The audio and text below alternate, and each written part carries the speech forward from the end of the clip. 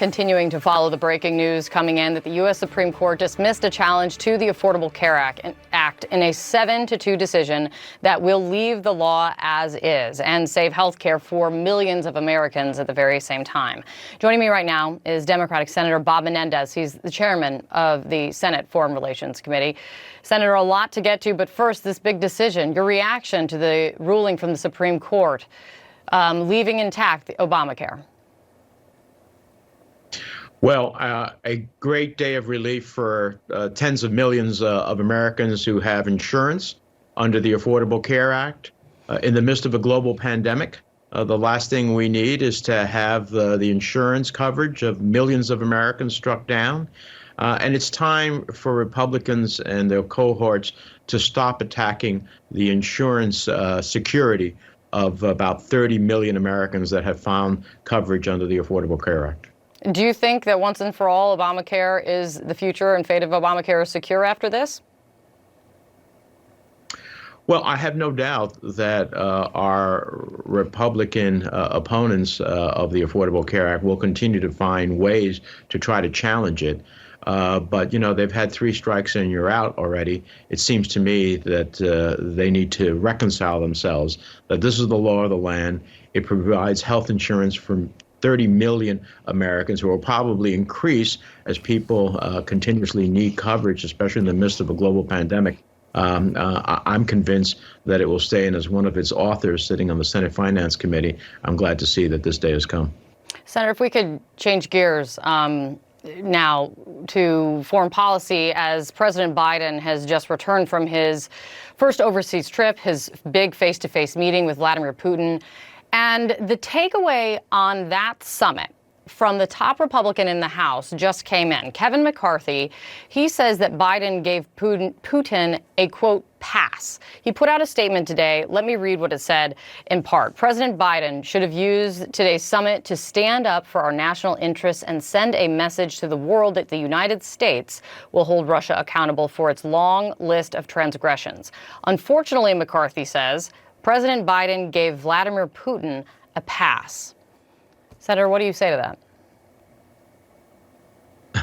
I think Leader McCarthy's statement is laughable.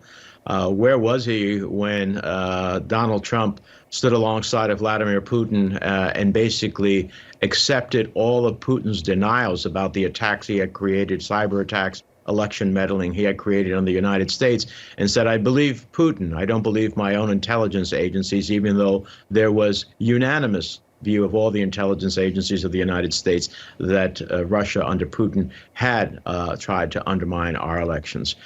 Where was he when the lack of real sanctions on a whole host of things that Russia did he was totally absent. And just recently, Trump said that he had a good meeting with Putin in 2018.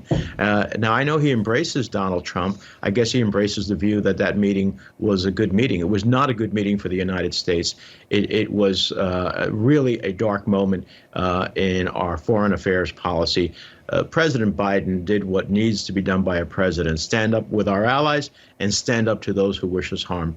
Putin got a real clear message, and the way he acted in his press conference was a Putin that was far less confident, far less brazen than I've seen in previous press conferences. And also, before departing, we not only got Biden's kind of assessment of the Putin summit, but it feels like we got something more, a statement from Joe Biden on how he sees the world in this moment. Let me play this for you. The world has reached a fundamental inflection point about what it's going to look like 10 years from now. I mean it literally. It's not hyperbole. It's not like I'm trying to pump it up. I think it's a genuine reality.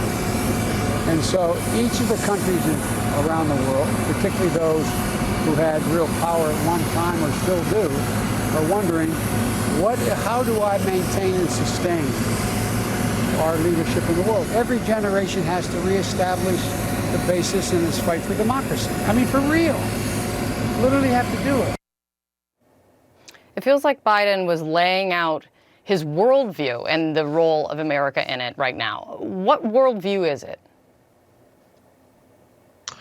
Well, Kate, I do think the president is right when he says an inflection point. As someone who has done foreign policy between the House and the Senate for 30 years, I've never seen a more challenging moment of a confluence of global events that the United States faces.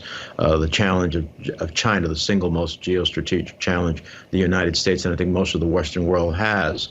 The continuing challenge of revanchist Russia, a North Korea with nuclear weapons, and Iran that seeks nuclear weapons. The instability in the Western Hemisphere with Venezuela and what's happening in Nicaragua. So I think we are an inflection point, and this is why American leadership is so critically important. We had a void for the last 4 years under President Trump. That void was filled by China and Russia. We are back at the table. We are leading. This is important to America. We saw that in COVID-19. When we have a global pandemic, how do we deal with such a global issue? We see it with whether the questions of energy costs here in the United States based on what happens abroad. We see it in terms of markets that we want to be open to sell American goods and services. So leading in the world right now is not only part of America's history, but it's also in the national interest and security of the United States. And what comes from it, we will see. Senator, Chairman, thank you for coming on.